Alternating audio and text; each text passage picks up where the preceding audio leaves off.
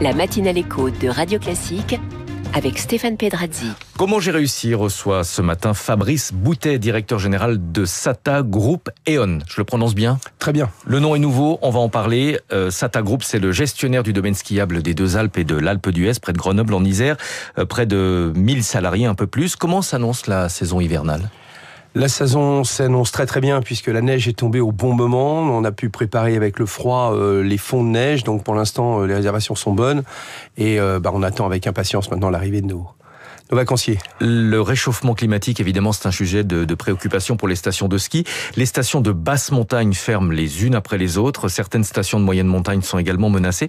Est-ce que vous pensez qu'un jour, on ne pourra peut-être plus skier dans les Alpes ? Alors les études nous montrent, puisque nous travaillons avec Météo France sur des modèles très précis, les études nous montrent qu'en altitude, évidemment, on a de la neige encore pour 50 ans. Et on a cette chance d'avoir 3 grands domaines qui sont sur l'altitude. Sur la moyenne montagne, il est temps, et c'est aujourd'hui qu'il faut être véritablement précis sur ce qu'on veut faire de la moyenne montagne, c'est clair. Mais il a fallu adapter les domaines skiables avec des canons à neige, de l'enneigement artificiel, tout en limitant l'empreinte carbone. C'est compliqué comme équation. Alors, on n'est pas sur de la neige artificielle, on est sur de la neige de culture, puisqu'on n'utilise que de l'eau et de l'air, donc jusque-là, c'est plutôt naturel, on va dire. C'est quoi la différence entre les deux ? Eh bien, je crois que dans le passé, on rajoutait des additifs et autres. Aujourd'hui, ça fait des années qu'on travaille que sur l'eau, sur l'air et sur la température. Ce qui nous permet de créer une neige, qui nous permet d'avoir des fonds de neige, et quand la neige naturelle arrive, elle vient se mieler avec.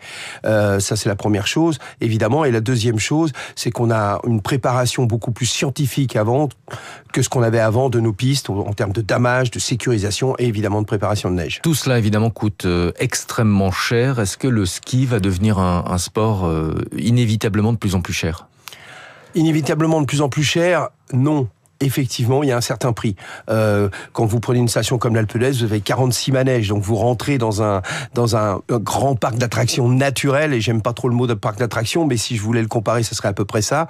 Et donc, obligatoirement, il y a des installations qui sont mises en place, et il y a un coût derrière tout cela, oui. La réduction de l'empreinte carbone des stations de ski, quelles sont les autres mesures que vous avez mises en place pour réduire les émissions de gaz à effet de serre ? Eh bien, on a fait un bilan carbone de l'ensemble de nos domaines de ski et de montagne, l'Alpe d'Huez et les Deux Alpes. De là, on a pris les pics, et les pics, c'était surtout les dameuses, puisque ce sont elles qui étaient au gasoil. Et nous avons passé 100% de nos dameuses au HVO, à l'huile végétale organique. Donc, c'est l'huile de friteuse, d'où l'obligation de manger des frites maintenant sur nos stations. Mais derrière, effectivement, ça a été de diminuer l'empreinte de 90%, l'empreinte carbone.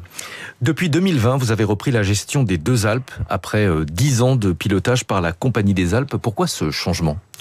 Alors ce changement s'est fait parce que la mairie des Deux Alpes voulait véritablement une vraie concurrence à la Compagnie des Alpes, et SATA Group, nous sommes mis sur cette compétition et nous l'avons gagnée.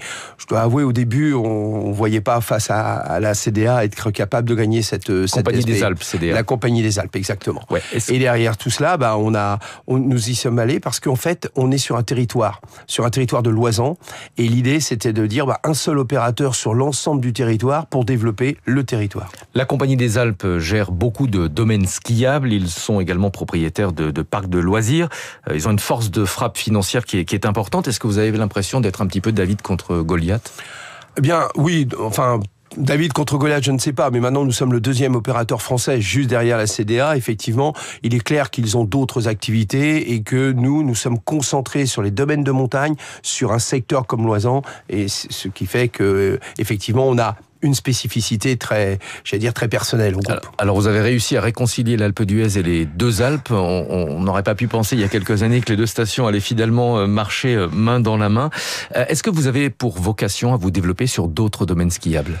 Alors, nous avons pris la décision de nous développer sur l'Alpe du Grand Serre en reprenant une station de moyenne montagne, mais qui est véritablement les portes de l'Oisan, qui a été menacée de fermeture. Il y a une prolongation d'1 an. Voilà, alors le fait c'est que c'est 2 ans, mais c'est une vraie prolongation d'1 an qui va nous permettre de travailler pour proposer un plan qui permettra, j'espère, la pérennité de cette station. Alors vous avez changé de nom, vous vous appelez E.ON, c'est une nouvelle marque parce qu'évidemment Sata c'était trop connoté Alpe d'Huez. Eh oui, c'est la société d'aménagement touristique du Alpe d'Huez. Quand vous arrivez aux Deux Alpes, on vous jette des cailloux. Donc effectivement, on s'est appelé Sata Group, mais surtout on a créé une marque label qui s'appelle E.ON, qui en latin veut dire pour l'éternité. Et en fait, cette marque label, c'est le lien entre toutes nos équipes de la Grave, des Deux Alpes ou de l'Alpe d'Huez, où là la destination passe derrière, et c'est plutôt le professionnalisme qui se met au premier plan. La montagne, on en parle l'hiver, mais elle propose également des activités pendant l'été. Vous pensez qu'à terme, les activités en été pourront, en termes de chiffre d'affaires, rivaliser avec celles de l'hiver, où la montagne, ça restera avant tout une station de ski? Alors, il va y avoir plusieurs étapes. Aujourd'hui, c'est sûr que c'est le ski et c'est la neige qui nous permettent de préparer la transition. Ça, c'est important. L'été prend de plus en plus d'importance. La première progression que l'on a, ce sont les piétons, les gens qui viennent respirer. Et je pense que la montagne va être un vrai refuge climatique. On a de plus en plus chaud le printemps, l'été. La montagne a cet aspect où la fraîcheur continue d'exister, l'effort dans la fraîcheur existe, et donc aussi la détente, la capacité à changer un peu d'univers. Donc je pense que la montagne a vraiment un avenir fort devant elle. Merci beaucoup, Fabrice Boutet, directeur général de Sata Group E.ON, donc qui gère le domaine skiable des Deux Alpes et de l'Alpe d'Huez. 1100 salariés, je crois. 1100 salariés, effectivement. Ouais. Merci beaucoup d'être venu ce matin sur Radio Classique. 6h44, Luc Ferry nous a rejoint pour l'Esprit des mots. Juste après, ce sera